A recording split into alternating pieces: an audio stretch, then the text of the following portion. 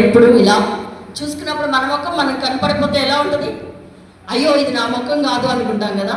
అలాగే దేవుడు కూడా వచ్చి ఇలా తొంగి చూస్తారంట మీ ముఖంలో. చూసినప్పుడు ఆయన ముఖం మీలో కనపడలేదు అనుకో, అరే వీడు నా పోలికలో లేడు, వీడు నా పోలికలో లేడు అనుకుంటాడంట. ఆయన పోలిక ఏంటంటే ఆయన సొగస్సు, ఆయన స్వరూపం, ఆయన ఆలోచన, ఆయన జ్ఞానము మన ముఖంలో కనిపించినప్పుడు ఖచ్చితంగా వీడు నా ముఖమే, వీడు నా స్వరూపంలో ఉన్నాడు అని అంటాడంట దేవుడు. అలాంటి స్వరూపాన్ని మరి నేను అర్థంలో చూసినట్టుగా శారా అబ్రహం గారిని మరి నేను కలిసినప్పుడు నేను ఆ ముఖాన్ని సంఘంలో చూశానండి.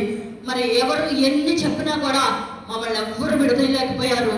ఆ యొక్క దేవుని యొక్క ప్రతిబింబాన్ని నేను ఇక్కడ చూస్తాను. ఖచ్చితంగా దేవుడు కూడా మనందరిలో కూడా అదే ముఖాన్ని చూసుకోవాలనుకుంటున్నారు. ఆ విధంగా ఉండాలని మరి దేవుడు మనసారి కోరుకుంటున్నారు.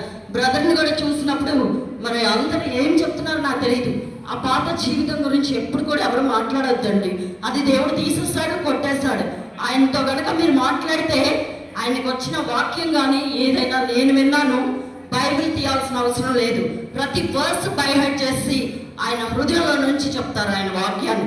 మీకంటే నాకంటే గొప్పగా చెప్పగలిగిన వ్యక్తి దేవుడు ఆ విధంగా వాడుకుంటున్నాడు. ఆయన పాత మనిషి కాదు.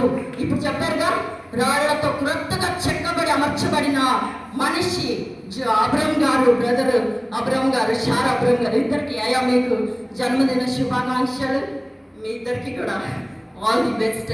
ఈ యొక్క మందిర ప్రతిష్టకి కూడా ఆల్ ది బెస్ట్ చెప్తూ ఉన్నాను. హల్లెలూయా. దేవుడు మిమ్మల్ని దీవించి ఆశీర్వదించాక చిన్న సన్మానం మేము వారి ఇద్దరికి కూడా చేయాలనుకుంటున్నాం. మీ అందరికీ వందనాలు. బిషప్ గారికి అందరికీ వందనాలు చెల్లిస్తున్నాం.